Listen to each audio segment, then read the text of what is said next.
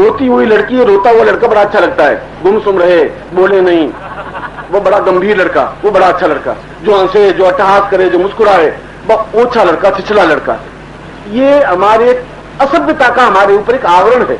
व्यक्ति अट्टहास के द्वारा अपनी भावनाएं व्यक्त करता है, मुस्कुराने के साथ अपनी भावनाएं व्यक्त करता है। शुद्ध हंसी होनी चाहिए, निर्मल हंसी होनी चाहिए। ये जो होली के त्योहार और ये जो नृत्य कलाओं का चिंतन और अपने आप में निमग्न हो जाने की क्रिया, ये तो चैतन्य महाप्रभु से प्रारंभ हुई है, कोई आज से तो प्रारंभ हुई नहीं। रजनीश ने तो उसने एक भौंडा रूप धारण कर लिया, बिल्कुल नग्न होकर के नृत्य करने की क्रिया को उन्होंने जीवन का सुख मान लिया। ऐसा हमारे शास्त्र में नहीं है। हमारे शास्त्र में नृत्य अनिवार्य है। अब तो मैं नहीं कह सकता, मगर उस समय शादियों के समय में घर की बहू बेटियां नाच करती थी दूल्हे के सामने। बात तो मैं नहीं कह सकता, राजस्थान में ऐसा होता था। घर की मां नृत्य करती थी, बेटी नृत्य करती थी, बहू नृत्य करती थी, और जिस बहू को नृत्य नहीं करना आता था वो गंवार मानी जाती थी कि तुम मां बाप तुमने सिखाया नहीं, नृत्य करना भी नहीं सिखाया। नृत्य जीवन का एक अनिवार्य अंग था। अब तो अनिवार्य अंग बदल गए हैं। क्लब में जाना, 3 पत्ती खेलना, शराब पीना, सिगरेट के छल्ले, वह भी जीवन का एक प्रस्फुटितकरण है। आपकी जो दमित वासना है और निकलने की कहीं क्रिया नहीं, तो वहां वो तो रखनी ही पड़ेगी आपको। अगर आप उसको यहां बांध कर देंगे तो वो सिगरेट पीने लगेगा, अगर आप यहां उसको ढक देंगे तो बाथरूम में जाकर के वो शराब के घूंट पिएगा। उनकी जो दबी हुई भावना निकलेंगी, उससे ये ज्यादा अनुकूल तरीका है। वो चाहे 50 साल का व्यक्ति हो, वो चाहे 80 साल का व्यक्ति हो, वो चाहे 8 साल का व्यक्ति हो, भावनाएं तो जीवन की हो ही सकती है। इस कुंडलिनी जागरण के माध्यम से भी उस सारे जीवन का आनंद अपने आप में प्रस्फुटित होता है, और प्रस्फुटित होकर के अपने आप में नर्तन युक्त व्यक्ति बन जाता है। नृत्य करता है आंखों के माध्यम से, नृत्य करता है शरीर के माध्यम से, नृत्य करता है चेतना के माध्यम से, नृत्य करता है बात के माध्यम से। बात ऐसी कहता है सटीक कि सामने वाला एहसास करने लग जाता है कि कुछ उत्तर हुआ। तुरंत उत्तर दिया जाए और सटीक उत्तर दिया जाए, अपने आप में बहुत बड़ी कला होती है। ये सब ज्ञान, और जैसा मैंने सुबह आपको सुख और आनंद में डिफरेंस बताया था कि सुख तो हम पैसों से प्राप्त कर सकते हैं क्योंकि हम उसको सुख मानते हैं, आनंद प्राप्त नहीं कर सकते। आनंद प्राप्त करने के लिए तो अंदर की सारी वृत्तियां जागृत करनी पड़ती हैं, और वे सारी वृत्तियां जिस प्रकार से जागृत होती हैं, उन सारी जागरण क्रिया और जागरण वृत्ति को कुंडलिनी जागरण कहा जाता है। यह उसका मूल बेस है, यह उसका मूल आधार है। कुंडली जागरण के तरीका क्या है, किस प्रकार से कुंडली जागरण करें, क्योंकि कुंडलिनी का मूल बेस मूलाधार है, उसके बाद स्वादिष्ठान चक्र है, उसके बाद हृदय पक्ष में चक्र है, उसके बाद मेहम चक्र है, आज्ञा चक्र है और सहस्रार चक्र है। उन एक एक करके चक्रों के जागरण करने की क्रिया का बेस क्या है, आधार क्या है।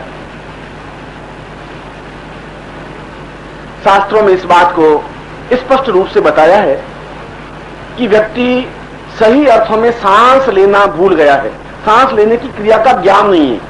आप सांस ले रहे हैं मगर आपको सांस लेना आता ही नहीं, क्योंकि सांस का संबंध सीधा नाभि से है।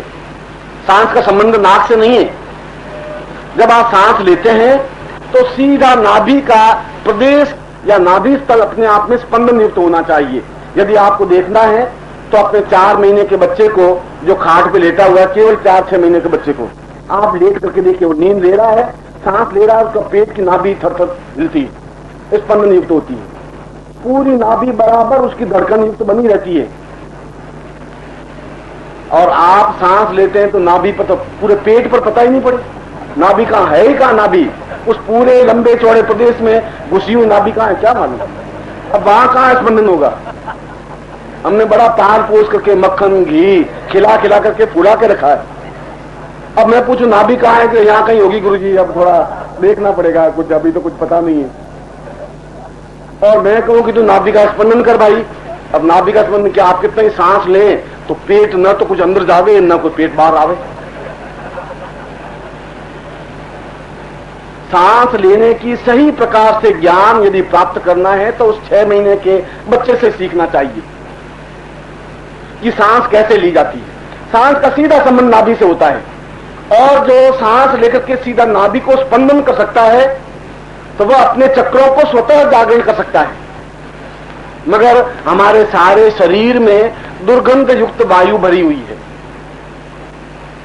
पेट तो फूला हुआ है, जहां कोई चीज नहीं होती वहां वायु होती है।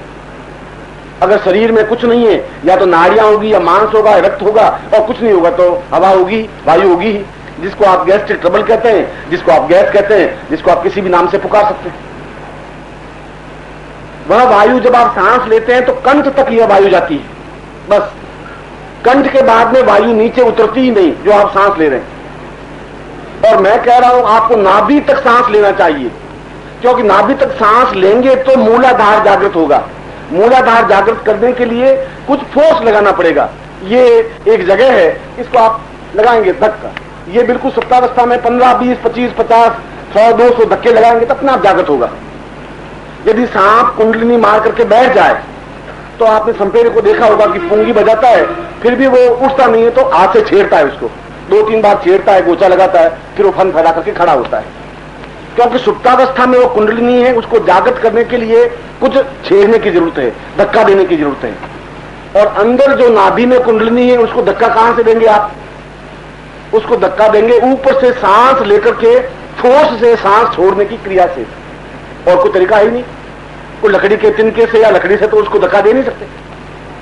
उसको जोरों से सांस लेंगे, और सांस इतनी गहराई से लेंगे कि वह सीधा नाभि में जो स्थित चक्र है उस पर धक्का लगाए। 1 बार, 2 बार, 4 बार, 6 बार, 25 बार, 50 बार, और धक्का लगेंगे तो अपने आप जागृत होगी। जागृत होगी तो कुंडलिनी जागृत होकर आगे की ओर अग्रसर होगी। ये सबसे पहली कठिन क्रिया यही है कि धक्का हम लगाएं कैसे। धक्का लगाएंगे जोरों से सांस लेना, और जोरों से सांस लेने की क्रिया से। इसको भस्त्रिका कहते हैं। यदि आपने सुबह सूर्य नमस्कार में भस्त्रिका समझाई होगी, जोरों से आप सांस लेंगे, आपको बताया होगा पहल साहब ने कि किस प्रकार से सांस लेनी चाहिए, किस प्रकार से सांस छोड़नी चाहिए। जब आपकी यहां तक गंदी वायु पूरी भरी हुई है, क्योंकि अन्यथा पेट फूल नहीं सकता। पेट आपका फूला हुआ है तो उसमें और कुछ नहीं है, अन्न नहीं है, उसमें वह गैस भरी हुई है, जैसे गुब्बारे में गैस भरी हुई है। उस गैस को बाहर निकालने की क्रिया के लिए भस्त्रिका अत्यावश्यक है। और जब पहली बार आप सांस जोरों से लेंगे तो कंठ में से थोड़ी दुर्गंध वायु निकलेगी, फिर थोड़ा आगे बढ़ेगी, थोड़ा आगे बढ़ेगी। जितनी भी भस्त्रिका आप करते रहेंगे तो धीरे धीरे धीरे धीरे उस स्थान तक पहुंच जाएंगे। 5 दिन बाद, 10 दिन बाद, 15 दिन बाद, महीने भर बाद, कि वह पूरा प्रदेश खाली होगा। जो सांस लेंगे सीधा वहां पहुंचेगा और वहां से सांस बाहर आएगी। मगर इस सांस लेने को, जो भस्त्रिका लेने को जो कहते हैं, वह पूरा फोर्स के साथ ले, पूरी फोर्स से अंदर की सांस बाहर निकाले। बाहर निकालेंगे पूरी फोर्स के साथ, उतनी गहराई के साथ सांस ले सकेंगे। इसलिए हमारे पूर्वजों ने कहा कि सुबह उठ करके जल्दी गहरी सांस लेनी चाहिए, ऐसा पूर्वज कहते थे। गहरी सांस लेने का मतलब है आप अंदर तक सांस ऑक्सीजन जा सके, मगर जा नहीं पा रही है। जा नहीं पा रही से सैकड़ों प्रकार की बीमारियां हैं, सैकड़ों प्रकार के रोग हैं, और रोग अपने आप में मृत्यु है। यदि व्यक्ति को कुंडलिनी जागरण का ज्ञान हो, सीधा नाभि स्थल तक पहुंचने की उसको ज्ञान हो, तो उसकी मृत्यु होने की क्रिया, रोग युक्त होने की क्रिया का आभास नहीं हो सकता। इसीलिए इतनी जोर से, इतनी फोर्स से सांस एकदम से बाहर निकाले कि ऐसा लगेगा जैसे सीना फट जाएगा, और उतनी ही जोर से सांस को वापस खींचे।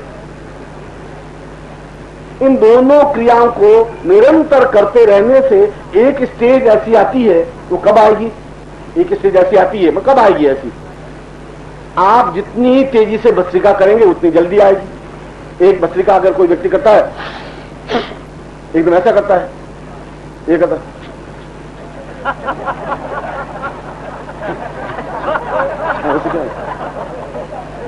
अब आप 25 साल करते रहे भस्त्रिका, गुरु जी भस्त्रिका कर रहे हैं, कुछ हुआ नहीं। अब शरीर का तकलीफ नहीं होनी चाहिए, बड़ी मेहनत से बनाया है। आप भले कुछ भी करते रहे, हम ये गड़बड़ नहीं होने देंगे। वो बेचारा बहुत बड़ा मरे तो मरे, भस्त्रिका हो गई, हो गई। इसमें तो आपको 500 वर्ष लगेंगे उस मूलाधार तक पहुंचने में।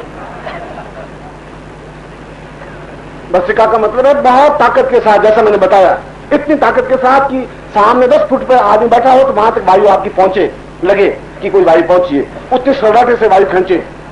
और कई बार 30-32 बार भस्त्रिका करते ही नाक से खून आने लग जाता है।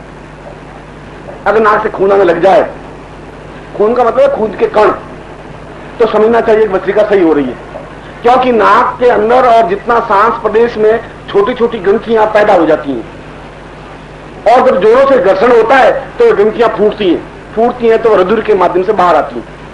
तो समझना चाहिए कि कुछ खुल रहा है, कुछ साफ हो रहा है, बीच में जितने भी रक्त की ग्रंथियां फालतू की बन गई हैं वे निकल रही हैं, साफ होने, घबराने की जरूरत नहीं है। इस प्रकार से निरंतर भस्त्रिका के माध्यम से वो वायु का जो वेग एकदम से जोरों से लेंगे तो अंदर नाभि स्थल पर जब जाएगा तो सीधा वहां पर उसका प्रहार होगा, और जब मूलाधार पर प्रहार होगा तो मूलाधार अपने आप में जागृत होगा। जब मूलाधार जागृत होगा तो मूलाधार का संबंध दूसरे चक्र से उसके साथ वह जागृत होगा, उसका संबंध तीसरे चक्र से, उसका संबंध चौथे चक्र से, उसका संबंध पांचवें चक्र से, एक जागृत होगा तो कंटिन्यूटी में पूरा जागृत होता रहेगा। कोई ऐसा विशेष कठिन कार्य नहीं है। आवश्यकता इस बात की है कि हम अपने पेट को पूरा खाली रख सके। इस भस्त्रिका से पूर्व पेट को खाली रखने के लिए दो तरीके हैं। एक तरीका तो यह है कि आदमी को भोजन कम करना चाहिए, ऐसा तो डॉक्टर भी यही कहते हैं। यदि आदमी आटा खाना छोड़ दे तो आदमी मर नहीं सकता, ये गारंटी चैलेंज की बात है। वो आटा खाता है इसलिए मर जाता है। यदि व्यक्ति बिल्कुल शाक और पत्तों पर, इन लोगों पर जो वनस्पति है उस पर अगर जिंदा रहता है तो व्यक्ति की मृत्यु मोरारजी देसाई तुम्हारे बंबई में 96 साल के 96, और 96 साल की अवस्था में भी वो कहता है कि मैं प्रधानमंत्री मुझे बनाए तो मैं बिल्कुल तैयार हूं, फिजिकली फिट हूं, कोई मुझे में कमी है ही नहीं। आप मुझे बताइए मेरे सोचने में कहां कमी है।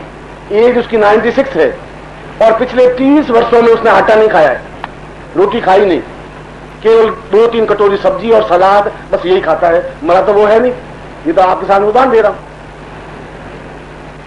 मगर भूख लग जाती है शाम को गुरुजी, तो उसका क्या करें। ये आपने जो सलाह दी वो तो सही। तो मैंने ये कहा कि आटा कम खाना चाहिए, तो आटा कम खाने के लिए आप भोजन करने से पहले पानी ज्यादा पी ले। पानी ज्यादा पी ले तो फिर भूख बहुत कम लगेगी, फिर आप बहुत कम रोटी खा सकेंगे, अपने आप में आदत पड़ जाएगी। बाकी तो स्लिम बनने के लिए जितने सैकड़ों उपाय हैं उसमें से पहले पेट को फालतू का उसमें ज्यादा सामान नहीं जाए और जो हो वो पचा दे। दूसरी एक क्रिया है जो शवासन बनकर के पांवों को बिल्कुल सीधे लेट करके और पांवों को केवल 6 इंच ऊपर रखे, सिर्फ 6 इंच, आधी स्केट, और पांवों को जमीन पर टिकावा नहीं, उसके ऊपर भी उठावे नहीं। आज मैं जब प्रवचन करके जाऊं तब आप इसको एक्सपेरिमेंट करके देखना। केवल 1 मिनट तक इस प्रकार से पांव रखने पर आप देखेंगे कि पूरे पेट का सारा सामान हिल रहा है अंदर से। ऐसा लग रहा है कि जैसे सारा अंदर का प्रदेश फट रहा है, केवल 1-2 मिनट में ही, क्योंकि वो जितना भी उसमें स्टोरेज है वो अपने आप में टूटने की, विखंडन करने की क्रिया करेगा, और धीरे धीरे वह जो चर्बी है जिसको मांसपिंड कहा जाता है वो अपने आप में गलेगा, क्योंकि शरीर को जितनी ऊर्जा चाहिए, कैलोरी चाहिए, वो तो लेगा ही। या तो कैलोरी आप रोटी के द्वारा दे देते हैं, और रोटी अगर नहीं देंगे तो जो जमा है उसको शरीर प्राप्त करता रहेगा, और वह चर्बी पिघलती रहेगी, और पिघलती रहेगी तो पेट अपने आप में ही पतला, कमजोर पड़ जाएगा। जब पेट अपने आप में दबेगा तो अपने आप में ही जब आप सांस लेंगे तो उस सीधे नाभि तक पहुंच सकेंगे। और दूसरा आसन, एक आसन वो, ये भी कुंडली जागरण का मजबूत आसन है। और दूसरा आसन कि आप सीधे बैठ करके पेट को बहुत अंदर घुसेड़ें, सीधा ये सांस लेकर जितना अंदर घुसेड़ने की कोशिश करें। ऐसा लगा है कि पेट मेरा पीठ से चिपक गया है, इस लेवल पे ले, बहुत यूं लेकर के और अंदर लेकर के और अंदर डालने की कोशिश करें। मगर आप इस एक्सपेरिमेंट को करेंगे तो पेट आपकी आज्ञा मानेगा ही नहीं, एक दिन के बदले अंदर नहीं घुसेगा। आप यूं करेंगे मजबूर है, क्या करें, उसको कह रहे हैं अंदर घुस, वो तो और एक दिन बाहर निकल के आ जाएगा, ये नई बात कहां से सीखी है, क्या कर रहा है। बिल्कुल ऐसा बहुत अंदर से दीवार मैंने बहुत मजबूत की हुई है, तो ये फालतू पागलपन क्या कर रहा है। दूसरा आसन ये कि आप नित्य सुबह उठ करके और इस प्रकार से पेट को अंदर डालने की क्रिया करें और वो आसन करें। और तीसरी भस्त्रिका करें।